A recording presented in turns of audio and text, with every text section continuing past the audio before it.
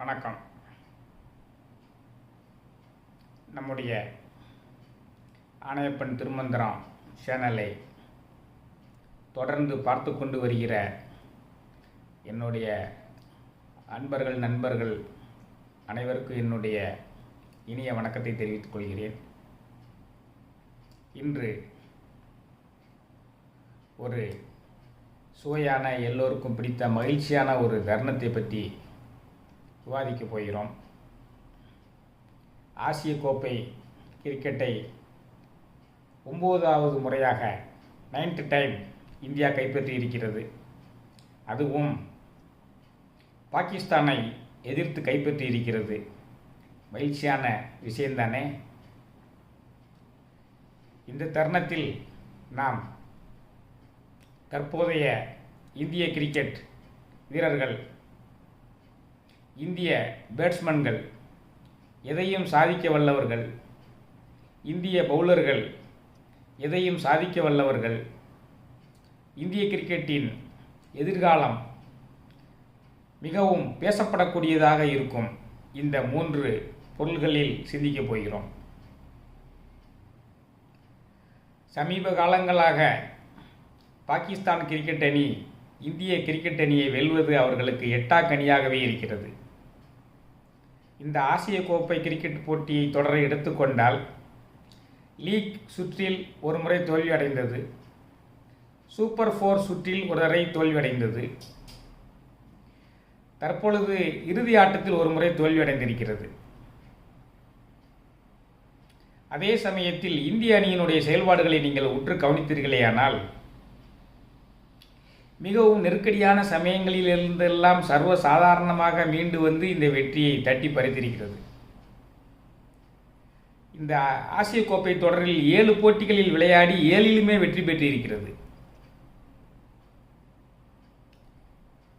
இறுதி ஆட்டத்தை மட்டும் சற்று உன்னித்து கவனித்தீர்களேயானால் அது எவ்வளவு அற்புதமாக ஆடி இக்கட்டான தருணங்களிலிருந்து அணியை நம்மளுடைய பவுலர்களும் பேட்ஸ்மேன்களும் மீட்டு கொண்டு வந்திருக்கிறார்கள் என்பதை ரசிக பெருமக்களுடன் பகிர்ந்து கொள்வது மிகவும் மகிழ்ச்சியான விஷயம்தானே. முதலில் பாகிஸ்தான் அணி பேட்டிங் செய்ததுங்க.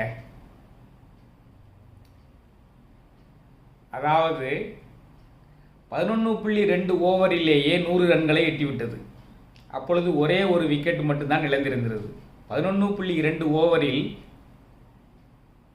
100 ரன்களை எட்டிய ஒரு அணி 19.1 ஓவரில் ஆல் அவுட் ஆகியிருக்கிறது. எப்படி? 112 ரன்கள் வரை ஒரே ஒரு விக்கெட்டை மட்டுமே இழந்திருந்த பாகிஸ்தான் அணி 113வது ரன்னில் இருந்து 146 ரன் வரை 33 ரன்களில் 9 விக்கெட்டுகளை இழந்திருக்கிறது என்றால் இந்திய சுழற்பந்து வீச்சினுடைய ஆளுமை எப்படி இருக்கிறது என்று எல்லோரும் உணர முடியும். குல்தீப் யாதவ், அக்சர் பட்டேல் அற்புதமாக பந்து வீசினார்கள். எல்லாவற்றிற்கும் மேலாக தமிழகத்தை சேர்ந்த வருண் சக்கரவர்த்தி 3 பேரும் சேர்ந்து அவர்களை நிலைகுலைய செய்து விட்டார்கள். குல்தீப் யாதவ் 4 விக்கெட்டுகளை கைப்பற்றினார், அக்சர் பட்டேல் 2 விக்கெட்டுகளை கைப்பற்றினார், வருண் சக்கரவர்த்தி 2 விக்கெட்டுகளை கைப்பற்றினார். இறுதியில் வழக்கம் போல பிம்ரா யார்கர் மூலமாக 18வது ஓவரில் ஒரு விக்கெட்டை கைப்பற்றினார், 20வது ஓவரில் ஒரு விக்கெட்டை கைப்பற்றினார். ஆக 146 ரன்களுக்கு ஆல் அவுட் ஆனது. 19.1 ஓவர் தான், 20 ஓவரை கூட எட்ட முடியவில்லை. இதற்கு பாகிஸ்தான் அணி வீரர்களின் மனநிலையும் அணுகுமுறையும் சரியில்லாததே ஒரு காரணம் என்று அவர்கள் நாட்டு வர்ணனையாளர்களே சொல்கிறார்கள். திறமையான சுழற்பந்து வீச்சாளர்கள், அவர்களை எதிர்கொள்ள வேண்டும் என்றால் எடுத்த எடுப்பிலேயே அடித்து நொறுக்க முடியுமா? அவர்கள் அதை உணர வேண்டும். எல்லோருமே அவுட்டான விதத்தை பார்த்தீர்களேயானால் சிக்ஸர் அடிக்க முயற்சி செய்து கேட்ச் கொடுத்தே அவுட் ஆனார்கள். அவர்கள் மனநிலையிலேயே அடிக்க வேண்டும் என்பது பதிந்திருக்கிறது. ஆனால் யாரை அடிப்பது, எப்போது அடிப்பது, எப்படி அடிப்பது என்று தெரிய வேண்டாமா? அதுதான் முக்கியம். யாரை அடிப்பது, எப்போது அடிப்பது, எப்படி அடிப்பது, அது முக்கியம். உலகின் மிகச்சிறந்த ஸ்பின் பவுலர்கள் இருக்கக்கூடிய இந்திய அணியை எப்படி வேண்டுமென்றாலும் நீங்கள் அடித்து நொறுக்க முடியுமா? அடித்தால் இதுதான் ஆகும். நீங்கள் பொறுப்புணர்ந்து பந்தினுடைய தன்மைக்கு தக்கவாறு ஒன்றாகவோ இரண்டாகவோ அடித்து கொண்டு வந்து அடிக்க வேண்டிய பந்துகளை மட்டும் அடித்து கொண்டு வந்திருந்தால் நீங்கள் இருந்த நிலைமைக்கு 11.2 ஓவரில் 100 ரன்கள் எட்டியதற்கு அழகாக 180 ரன்களை சாதுரியமாக எடுத்திருக்க முடியும். அது உங்களுக்கு கோப்பையை கூட பெற்று தந்திருக்கலாம். ஆனால் நீங்கள் அடிக்க வேண்டும் என்று உங்களுடைய மனதிலேயே உள்ள வெறுப்புணர்ச்சியும் சேர்த்து கொண்டு இப்படி பலியாகி இருக்கிறீர்கள்.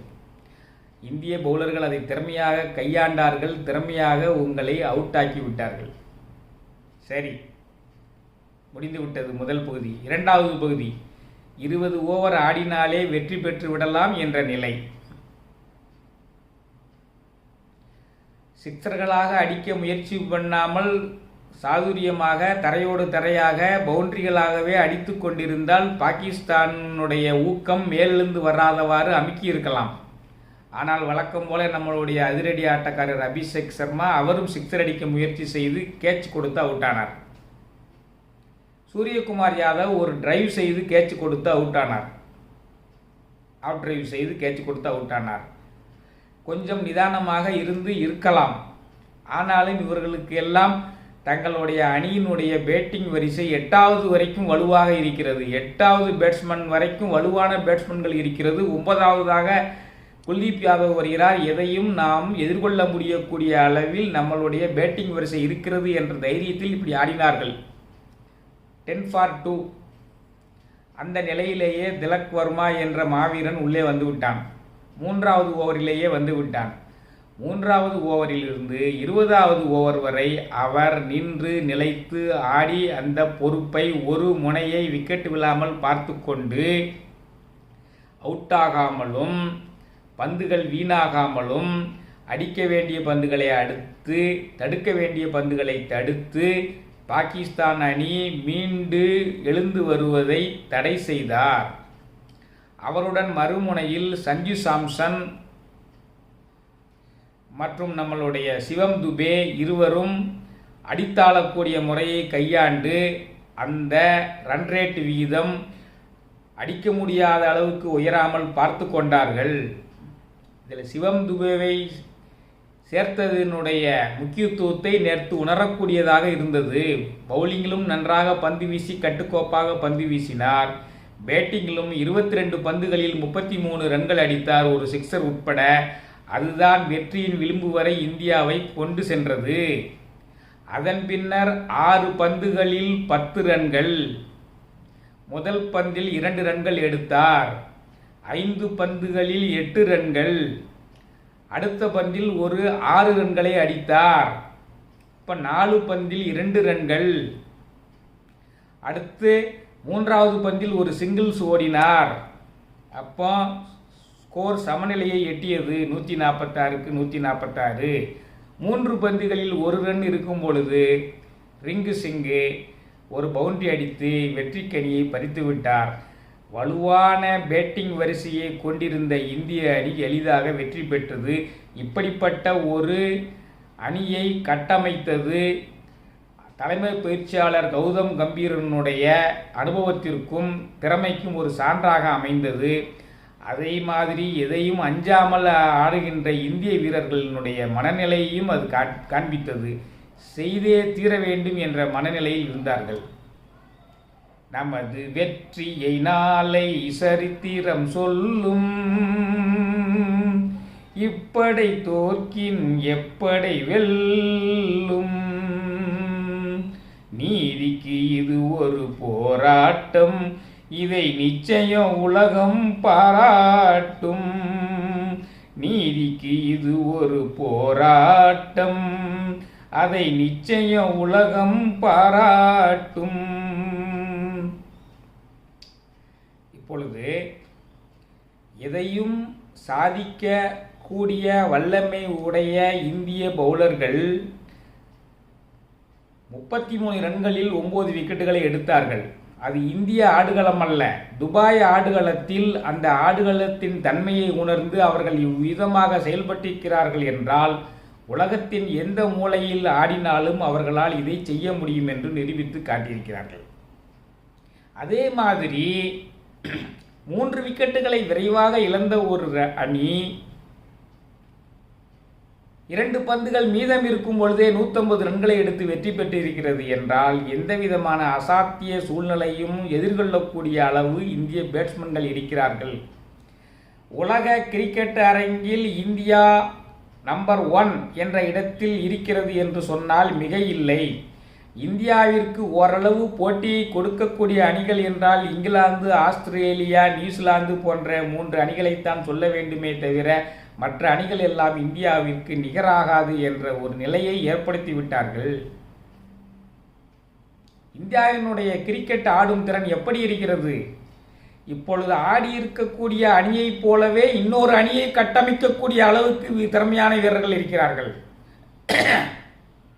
ஜெய்ஸ்வால் ரிசர்வில் இருக்கிறார், ஸ்ரேயஸ் ஐயர் இருக்கிறார், KL ராகுல் இருக்கிறார், ரிஷப் பந்த் காயம் காரணமாக இருக்கிறார், துருவ் ஜூரல் என்ற விக்கெட் கீப்பர் பேட்ஸ்மேன் அற்புதமாக இருக்கிறார், சாம்சன் ஒரு wicket keeper batsman, Rishabh Pant ஒரு wicket keeper batsman, Dhruv Jurel ஒரு விக்கெட் கீப்பர் பேட்ஸ்மேன், எல்லா வகைகளிலுமே உலகத்தரம் வாய்ந்த ரிசர்வ் வீரர்கள் நமக்கு இருக்கிறார்கள். இன்னொரு அணியை கூட கட்டமைக்க முடியும். பவுலிங் வரிசை எடுத்துக்கொள்ளுங்கள். இரும்பு மனிதன் முகமது சிராஜ், இங்கிலாந்து தான் வெற்றி பெறக்கூடிய ஒரு சூழ்நிலையில் அற்புதமாக பந்து வீசி வெற்றிக்கணியை டெஸ்ட் கிரிக்கெட்டில் பறித்து கொடுத்த முகமது சிராஜ், ஆகாஷ் தீப், எத்தனை அற்புதமான பந்து வீச்சாளர்கள் எல்லாம் இருக்கிறார்கள். பெயர் சற்றென்று ஞாபகத்துக்கு வரமாட்டேன் என்கிறது. ஹர்ஷதீப் சிங்குக்கு கூட நேற்று இடம் கிடைக்கவில்லை. குறுகிய காலத்தில் T20 கிரிக்கெட்டில் 100 விக்கெட்டுகளை எடுத்தவர். பிரதீஷ் கிருஷ்ணா, இவர்களெல்லாம் இன்னும் காத்திருக்கிறார்கள். வாஷிங்டன் சுந்தர் அக்சர் பட்டேலுக்கு நிகரானவர், அவர் வெளியில் இருக்கிறார். குர்னால் பாண்டியா அற்புதமான ஸ்பின்னர் அண்ட் பேட்ஸ்மேன். இவர்களையெல்லாம் வைத்துக்கொண்டு இன்னொரு அணியை கூட நாம் உருவாக்க முடியும். உருவாக்கி அந்த அணியை உலக கோப்பைக்கு அனுப்பியிருந்தால் கூட இந்தியா வெர்சஸ் இந்தியா என்று இருக்கும் அளவுக்கு திறமையான கட்டமைப்பு உள்ள அணியை நாம் கிரிக்கெட் வீரர்களை நாம் கிரிக்கெட் படையை உருவாக்கி இருக்கிறோம். இது எப்படி சாத்தியம்? இந்தியாவினுடைய டொமஸ்டிக் கிரிக்கெட் வலுவாக இருக்கிறது. வலுவாக இருக்கிறது. ரஞ்சி டிராபி கிரிக்கெட், ஒவ்வொரு மண்டலங்களுக்கும் இடையே உள்ள கிரிக்கெட், தமிழ்நாடு பிரீமியர் லீக் போன்ற போட்டிகள், இந்தியன் பிரீமியர் லீக் IPL போன்ற போட்டிகள், இதிலெல்லாம் இளம் படைகள் நிறைய அடையாளம் காணப்பட்டு பட்டை தீட்டப்பட்டு இந்திய அணிக்கு வந்து கொண்டிருக்கிறார்கள். இந்திய அணியினுடைய அந்த படை மிகவும் நீளமாக இருக்கிறது, ஆழமாகவும் இருக்கிறது. இப்பொழுது சூரியவன்ஷி ஒரு பையன் மிக குறைந்த வயதிலேயே நன்றாக அடித்து ஆடி சச்சின் டெண்டுல்கரை போல வருவானா என்று அனைவரும் எதிர்பார்க்கக்கூடிய அளவில் இருக்கிறார். ஹர்ஷித் ராணா போன்ற 23 வயதுடைய பவுலர்கள் நிறைய இருக்கிறார்கள். நிதிஷ்குமார் ரெட்டி போன்ற ஆல்ரவுண்டர்கள் இருக்கிறார்கள். இன்னமும் ஹர்திக் பாண்டியா ஒரு ஆல்ரவுண்டர், நிதிஷ்குமார் ரெட்டி ஒரு ஆல்ரவுண்டர், ஒருத்தனுக்கு தான் இடம் கொடுக்க முடியும். அதே மாதிரி வாஷிங்டன் சுந்தர், அக்சர் பட்டேல் ஒருத்தனுக்கு தான் இடம் கொடுக்க முடியும்.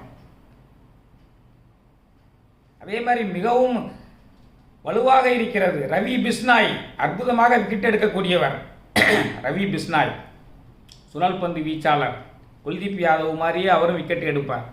குல்தீப் யாதவ் இல்லாத சமயங்களில் அவரை பயன்படுத்தலாம். இப்படி இந்தியா வந்து டொமஸ்டிக் கிரிக்கெட் வலுவாக இருக்கிறது காரணமாக வலுவான கிரிக்கெட் படையை கொண்டிருக்கிறது. எதையும் சாதிக்கும். பவுலர்கள் நிறைய இருக்கிறார்கள், எதையும் சாதிக்கும். பேட்ஸ்மேன்கள் நிறைய இருக்கிறார்கள், எல்லாவற்றையும் திறமையாக கையாளக்கூடிய நிர்வாகம் இருக்கிறது. திறமையை கண்டு மதிக்கக்கூடிய நிர்வாகம் இருக்கிறது. இவையெல்லாம் இந்திய கிரிக்கெட்டின் எதிர்காலத்தை எங்கோ கொண்டு செல்ல போகின்றன. நமது வெற்றியை நாளை சரித்திரம் சொல்லும், இப்படை தோற்கின் எப்படை வெல்லும், நீதிக்கு இது ஒரு போராட்டம், இதை நிச்சயம் உலகம் பாராட்டும். நீதிக்கு இது ஒரு போராட்டம், இதை நிச்சயம் உலகம் பாராட்டும். நன்றி, வணக்கம்.